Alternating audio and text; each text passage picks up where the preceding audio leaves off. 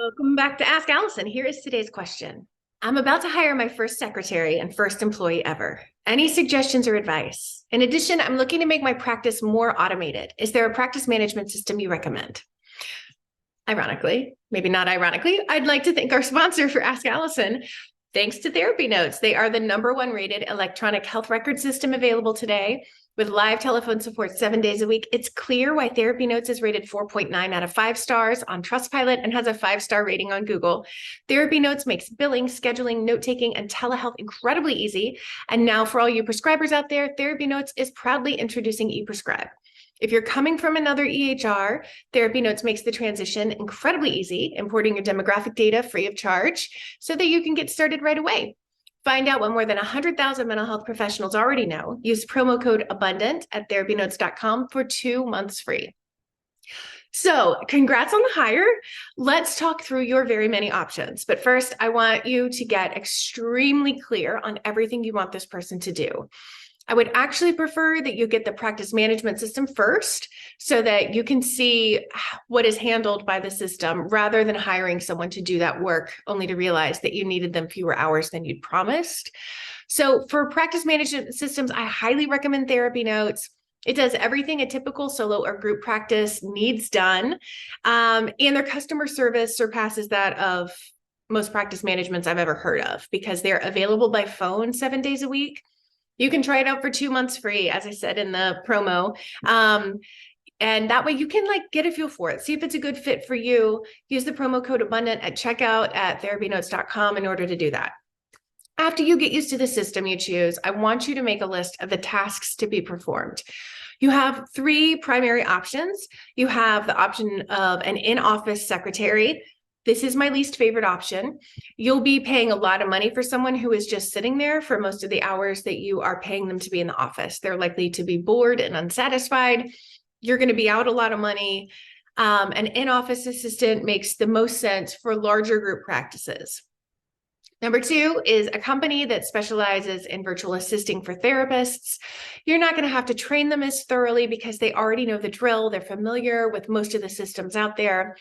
And while you can give them your own scripts, they already know how to talk to clients on the phone. They may be doing billing for you if necessary. They typically have minimum monthly fees that may not make sense if you're early on in your practice. I would really encourage you to weigh the cost benefit of this option. It can be amazing or it cannot make sense. It just depends on where you're at. Number 3, lastly, you can hire a virtual assistant and train them yourself. This has the benefit of getting your systems tight. We usually have to tighten them up before we train someone on them. And if you aren't yet able to afford the minimum fees of the VA companies, you may be paying less per hour and using the minimum number of hours. You can do a search on your own or use a service that will do the weeding out process for you in finding an assistant. I've used greatassistant.com before and had good experience. Ultimately, the VA companies or your own hires are great options depending on where you are in your practice. There's this maxim that makes me a little uncomfortable, but I agree with, that is hire slow, fire fast. I want you to have very clearly communicated expectations and deliverables for your employee. If after attempts at remediation, they don't improve, it's likely not a good fit. It's not going to become a good fit. That's been the hardest part of being a boss for me. But once you have a solid team, which I'm really lucky and proud to say that I have at this point, your life and your business and the lives and well-being of your employees are so beautifully improved. It's a win-win for everybody. My favorite management book, one of my favorites, is called The Problem Isn't Their Paycheck by Grant Botma. It's the only management book I've ever read that felt like it had the best interest of the employees, the owner, and the business at heart. I really recommend it. It's an easy read too. Sometimes when I talk about a management book, it sounds like it's going to be painful. It's not. It's a good one. And if you're treating people well and they are feeling fulfilled by their job, everything's good for everybody. It's good for your clients. It's good for your employee. It's great for you. But like I said before, if they are not doing their job and you've been clear about your expectations and you have talk to them about the job not getting done and it doesn't get better, trust me, I have been down this road of like trying to force a fit.